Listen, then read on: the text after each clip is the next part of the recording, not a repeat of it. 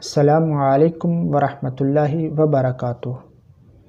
Les détracteurs de l'Ahmadiyya critiquent que la prophétie de Hazrat Mirza Ghulam Ahmad, le Messie promis à l'Islam, à propos de son mariage avec Mohammadi Begum ne se réalisa pas. Elle se réalisa bel et bien, et je vous le prouverai. Quelle était la véritable prophétie? Je vais vous expliquer en détail. Pour le comprendre, il faut les réponses aux questions suivantes.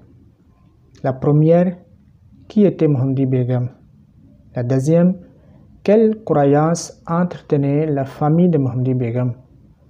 La troisième, quel était le contexte de la prophétie?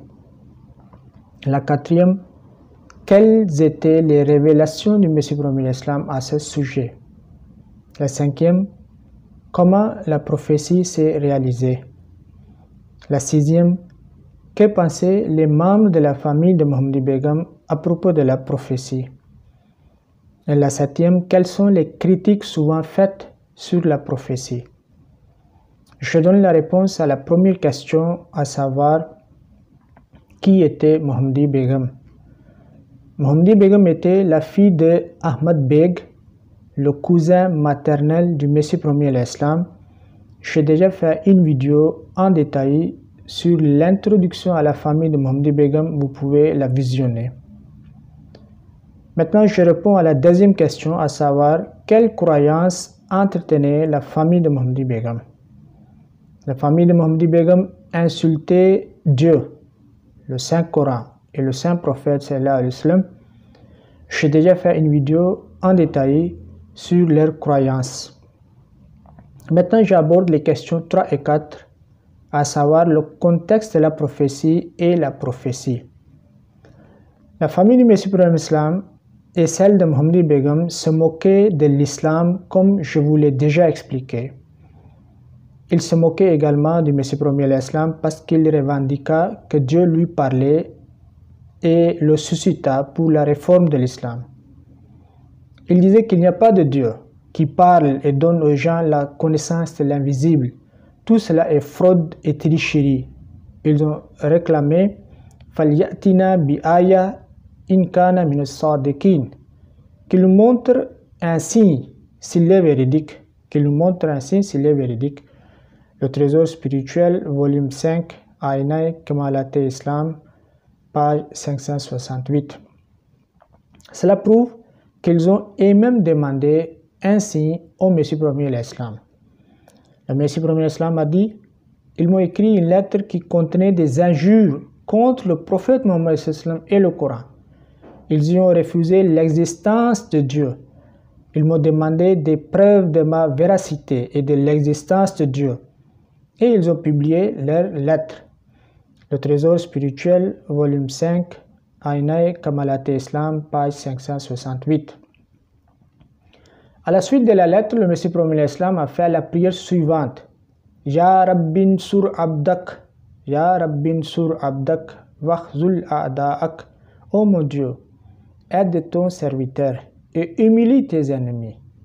Dieu lui a répondu comme suit: Inni ra'aytu isyanahum wa tughyanahum fasawfa adribuhum bi anwa'il afat ubiduhum min tahti samawat wa satanzuru ma af'alu bihim wa kunna ala kulli shay'in qadirin.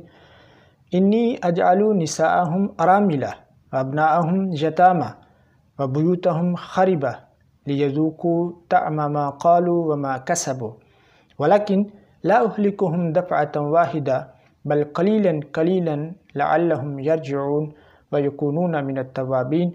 Inna la'nati nazilatun alayhim wa ala judrani buyutihim wa ala saghirihim wa kabirihim wa nisa'ihim wa rijalihim wa nazilihim allazi dakhala abwabahum wa kulluhum kanu mal'unin illa allazina amanu wa amilus salihati wa qata'u ta'alluqahum minhum wa ba'idu min majalisihim فَأُولَٰئِكَ مِنَ الْمَرْحُومِينَ إِنَّا سَنُرِيهِمْ آيَاتٍ مُبْكِيَةً وَنُنَزِّلُ عَلَيْهِمْ هُمُومًا عَجِيبَةً وَأَمْرَاضًا غَرِيبَةً وَنَجْعَلُ لَهُمْ مَعِيشَةً ضَنكًا وَنَصُبُّ عَلَيْهِمْ مَصَائِبَ فَلَا يَكُونُ لَهُمْ أَحَدٌ مِنَ النَّاصِرِينَ. La traduction. Je vis leur désobéissance et leur rébellion. Je vais leur infliger différents problèmes. Je les détruirai. Tu verras ce que je ferai avec eux. Nous avons le pouvoir de faire toutes choses. Je rendrai leurs femmes des veuves, leurs enfants des orphelins et leurs maisons vides, afin qu'ils reçoivent la punition à cause de leurs injures et leurs mauvaises œuvres. Je ne les ferai pas mourir d'un coup, mais un peu, afin qu'ils puissent se repentir. Je ne les ferai pas mourir d'un coup, mais un peu, afin qu'ils puissent se repentir. Ma malédiction tombera sur eux, sur les murs de leur maison, sur leurs enfants, leurs grands, leurs femmes, les hommes et leurs étrangers qui entreront dans leur maison. Ils seront tous maudits, sauf ceux qui ont crié et ont fait de bonnes œuvres, et ils ont rompu leurs liens avec eux et se sont éloignés de leur compagnie. Nous leur montrerons bientôt les signes qui les feront pleurer. Nous ferons descendre sur eux des afflictions et des maladies. Nous ferons leur vie pleine de gêne. Nous les mettrons dans des problèmes et personne ne leur viendra en aide. Le Trésor spirituel, volume 5, Aïna et Kamalat Islam, pages 569 et 570. Chers amis, c'était une prophétie générale sans précision pour l'ensemble des membres de cette famille. Ensuite, le Messie prophète Islam a fait une autre prophétie, mais de façon précise. Voici le contexte de la prophétie précise. En effet, Ahmad Beg, le père de Mohammadi Begum, voulait transférer un terrain qui valait entre 4 et 1000 roupies à cette époque-là à son fils Mohammad Beg. Le terrain appartenait à Imam Bibi, la sœur d'Ahmad Beg. En réalité, le terrain était la propriété de Ghulam Hussein, le mari de Imam Bibi. Ghulam Hussein était le cousin paternel du Messie promis l'Islam et il avait disparu depuis 25 ans. Ahmad Beg ne pouvait pas le transférer, selon la loi, à son fils sans l'approbation du Messie promis l'Islam parce que sa sœur était la veuve du cousin paternel du Messie promis l'Islam. C'est ce qui a amené Ahmad Beg auprès du Messie promis l'Islam. Le Messie promis l'Islam ne voulait pas se précipiter dans l'affaire du terrain, donc il lui a dit qu'il ferait d'abord la prière d'istikhara à ce sujet. Il fit la prière. C'est à ce moment-là que Dieu lui a révélé de demander la main de Mohammadi Begum, sa grande fille, en mariage. Selon la prophétie, le Messie prophète Islam la lui demanda et dit: quand le mariage sera célébré, tu profiteras de la lumière que j'ai apportée. Ensuite, je te donnerai le terrain que tu demandes et d'autres terrains. Et je te ferai aussi d'autres faveurs. Mais si tu refuses et donnes la fille à une autre personne, il n'y aura plus de bénédiction. Tu feras face aux épreuves. La dernière épreuve sera ta mort et tu mourras dans 3 ans. Plutôt ta mort est proche. Et l'homme qui se mariera à cette fille mourra dans 2 ans et demi. C'est le décret d'Allah. Le Trésor spirituel, volume 5, Aïna et Kamalat Islam, pages 572 et 573. Le Messie prophète Islam a dit que Dieu a dit: Summa narudduha ilayka bada mautihima.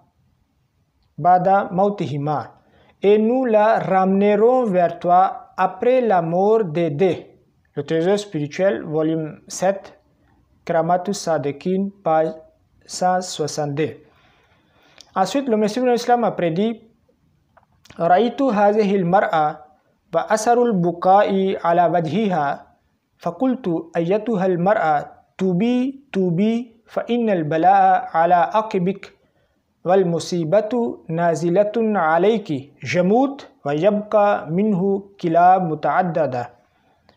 Je vis dans une vision, la traduction, je vis dans une vision la grand-mère maternelle de cette fille. Elle avait l'air de pleurer. Je lui ai dit: ô femme, répands-toi, parce que l'épreuve tombera sur tes enfants. Tu auras un problème, un homme mourra et quelques chiens resteront. Majmouaï Ishtiharat, volume 1, à la marge de la page 162, le communiqué du 15 juillet 1888.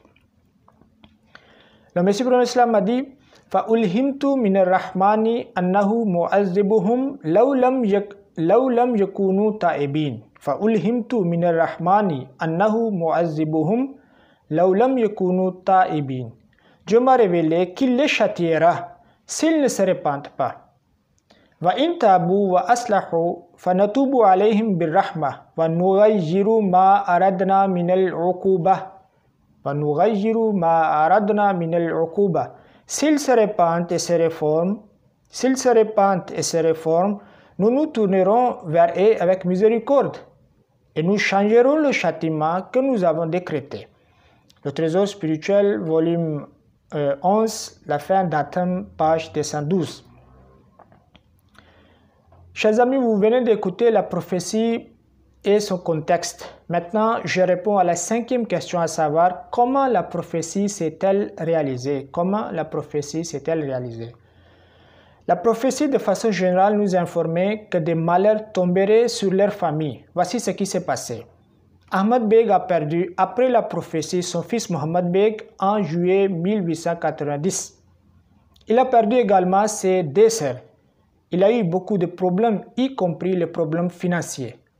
Majmoua Ishtiharat, volume 2, page 39, le communiqué du 6 septembre 1894. Nizamuddin était le frère de la femme d'Ahmad Beg.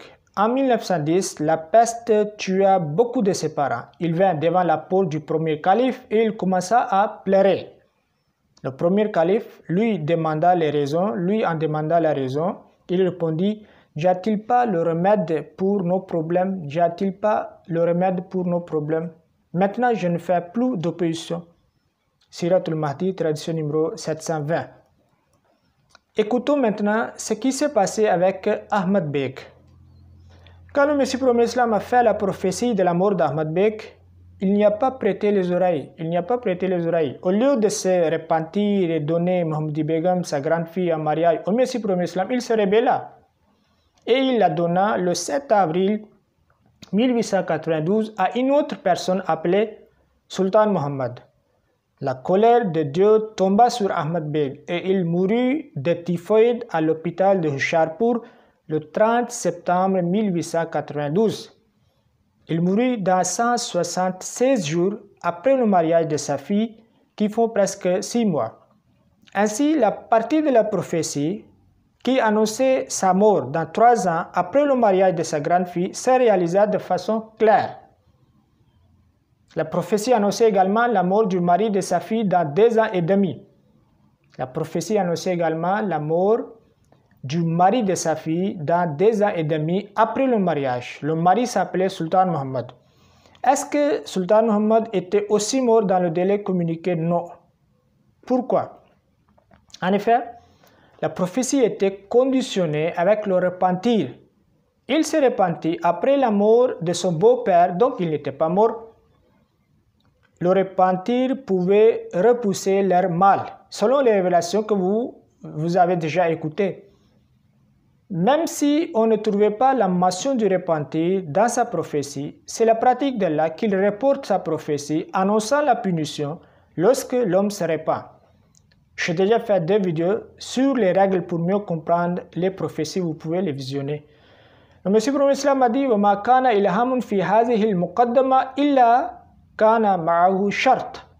Chaque révélation à ce sujet était conditionnelle. Le Trésor spirituel, volume 11, la fin de Atham, page 222. D'ailleurs, selon la prophétie que vous avez déjà écoutée à nous, la dernière grande épreuve était la mort d'Ahmad Beg, et selon une autre révélation, Jamoutu, un seul homme mourra entre les deux. La question maintenant qui se pose est,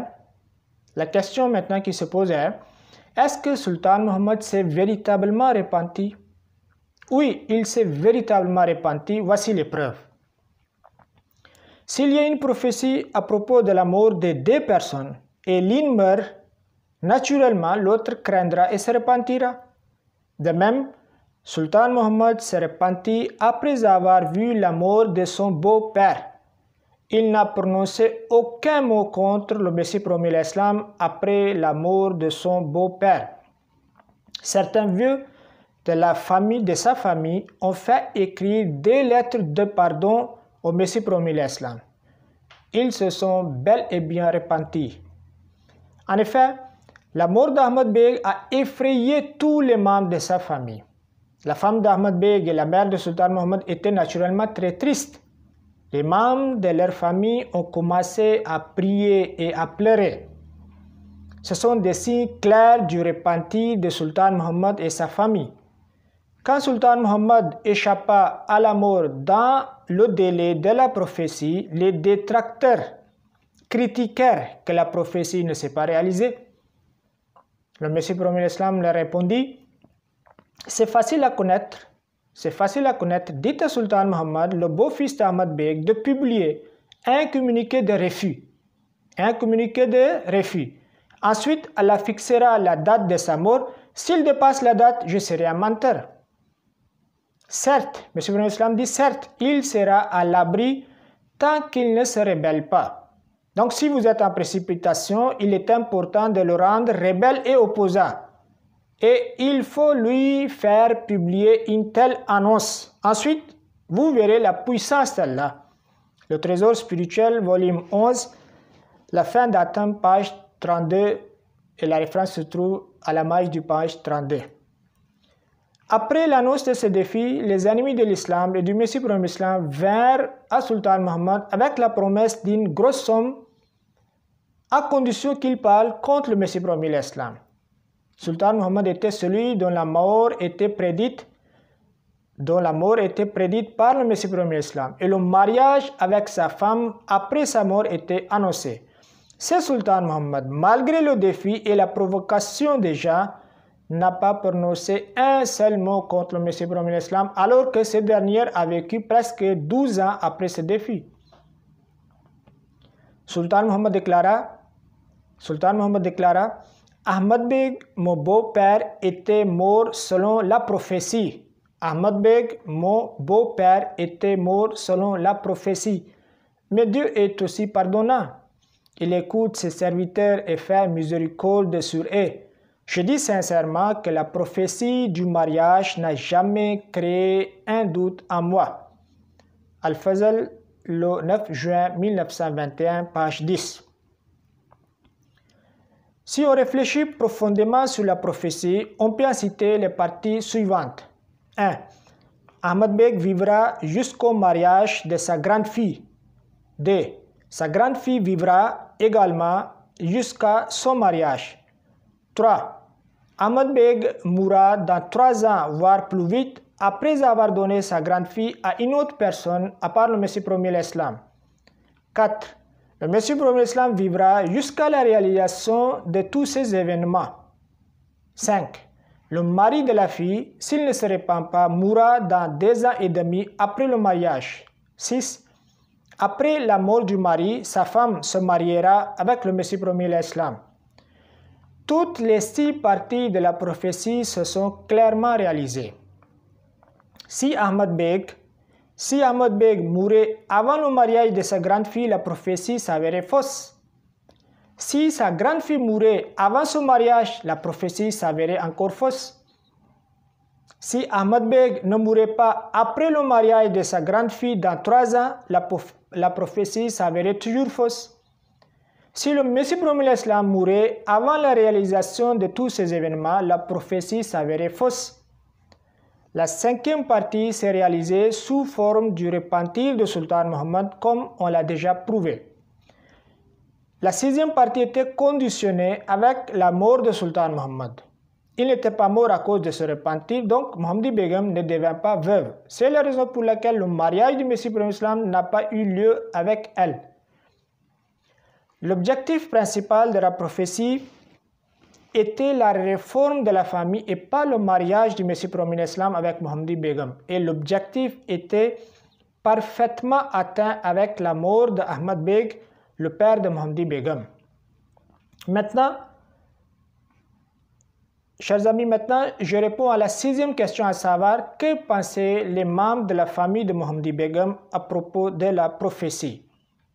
Ishaq Beg, le fils même de Sultan Muhammad Mohammadi Begum, a dit, Ishaq Beg a dit, j'annonce haut et fort que la prophétie du Messie promis l'Islam s'est bel et bien réalisée. Ceux qui n'acceptent pas l'Ahmadiyya à cause de cette prophétie, je leur dis de croire au Messie promis l'Islam. Par Allah, c'est le même Messie promis dont la venue avait été annoncée par le saint prophète sallallahu alayhi wa sallam. Son refus est le refus du saint prophète sallallahu alayhi wa sallam. Al-Fazl, le 26 février 1933, page 9. Chers amis, vous venez d'écouter ce que pensait le fils de Sultan Muhammad à propos du Messie promis l'Islam. Quant aux autres membres de la famille, ils ont, la plupart d'entre eux, accepté le Messie promis l'Islam.